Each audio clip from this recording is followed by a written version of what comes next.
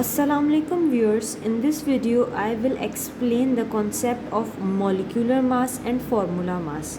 So first of all, what is molecular mass? Molecular mass is the sum of atomic masses of all the atoms present in a molecule of a substance. As we know that a substance is made up of a molecule and molecules are made up of atoms. तो अगर हमें किसी substance के molecule का मास मालूम करना है तो उसमें मौजूद एटम्स का अगर हम मास ले लें और उनको सम कर लें, उनको ऐड कर लें, तो हमें उस मॉलिक्यूल का मॉलिक्यूलर मास पता चल जाएगा. For example, if we have a glass of water, इसमें लातादाद इनफाइनाइट मॉलिक्यूल्स होंगे पानी के, ठीक है. सो जिसमें 2 हाइड्रोजन होंगे और 1 ऑक्सीजन होगा. तो अगर हम इंडिविजुअल मासेस जो कि हाइड्रोजन और ऑक्सीजन के इंडिविजुअल एटॉमिक मासेस को सम कर लें कि उनके क्या रेशियो है मॉलिक्यूल में, तो हमारे पास पानी के एक मॉलिक्यूल का मॉलिक्यूलर मास आ जाएगा. तो वो हमारा कहलाएगा molecular mass. For example, atomic mass hydrogen का है 1 एंड एटॉमिक मास ऑक्सीजन का है 16. मॉलिक्यूलर मास 2 हाइड्रोजन के एटम हैं एंड 1 ऑक्सीजन का एटम है. सो 2 into 1 is 2, 1 into 16 is 16 and 16 plus 2 is 18 units. तो इट मीन्स कि 18 यूनिट्स जो हैं ये पानी के एक मॉलिक्यूल का वेट है. So this is the molecular mass of water molecule. Next example अगर हम देखें कार्बन डाइऑक्साइड की, सो कार्बन का एटॉमिक मास है 12 एंड ऑक्सीजन का 16. 2 into 16 2 ऑक्सीजन के मॉलिक्यूल्स हैं, 2 ऑक्सीजन के एटम्स हैं और 1 कार्बन का एटम है हमारे पास कार्बन डाइऑक्साइड के मॉलिक्यूल में. So 32 + 12 is 44 units. तो 44 is the molecular mass of carbon dioxide molecule. So 18 and 14 ये हमारे पास आ गए molecular masses. Now the next we have formula mass. के फॉर्मूला मास क्या है?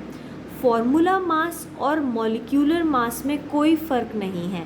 सिर्फ फ़र्क इतना है कि फॉर्मूला मास जो है वो फॉर्मूला यूनिट का एक कॉन्सेप्ट को लेके उसकी एक टर्म निकली है.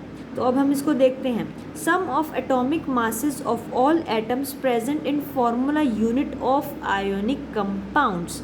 आयोनिक कंपाउंड्स जो होते हैं उसका जो एक बेसिक स्ट्रक्चर है वो बेसिक फार्मूला यूनिट कहलाता है. जैसे कि एक कंपाउंड का बेसिक स्ट्रक्चर मॉलिक्यूल है, इसी तरीके से आयोनिक कंपाउंड का जो बेसिक है वो है बिल्डिंग ब्लॉक है फॉर्मूला यूनिट. आयोनिक कंपाउंड्स क्योंकि 3D सॉलिड क्रिस्टल्स में पाए जाते हैं, 3 डायमेंशनल क्रिस्टल्स होते हैं, तो उस एक क्रिस्टल को हम उस क्रिस्टल के बेसिक बिल्डिंग ब्लॉक को हम फॉर्मूला यूनिट कहते हैं. इस आयोनिक कंपाउंड में हमारे पास कोई इंडिविजुअल मॉलिक्यूल नहीं होता. नमक for example sodium chloride table salt हमारा आयोनिक कंपाउंड है. आयोनिक कंपाउंड बेसिकली वो कंपाउंड्स होते हैं जो कि आयंस में डिसोशिएट हो जाए. क्लोरीन और sodium positive ion, chlorine negative ion. Sodium और क्लोरीन एक इस तरीके से कुछ 3D क्रिस्टल की अरेंजमेंट में मौजूद होता है NaCl. यहाँ पे कोई इंडिविजुअल मॉलिक्यूल मौजूद नहीं है. इनके दरमियान जो है वो आयोनिक बॉन्ड होता है. आयोनिक बॉन्ड और आयोनिक कंपाउंड्स की फर्दर डिस्कशन आगे के टॉपिक्स में है.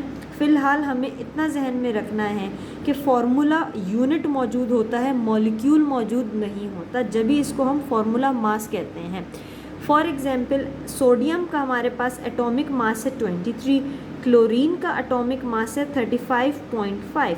तो सोडियम और क्लोराइड के 23 + 35.5 इनके एटॉमिक मासेस को ऐड कर लिया जाए तो हमारे पास आ जाएगा 58.5 यूनिट्स. 58.5 NaCl सोडियम क्लोराइड का फॉर्मूला मास है. This was about molecular mass and formula mass. इन दोनों में कोई डिफरेंस नहीं है, जस्ट टर्म्स डिफरेंट हैं, इनकी जो कैलकुलेशन है वो भी सेम है। आई होप सो इनका जो डिफरेंस है वो समझ आ गया होगा। Thank you for watching.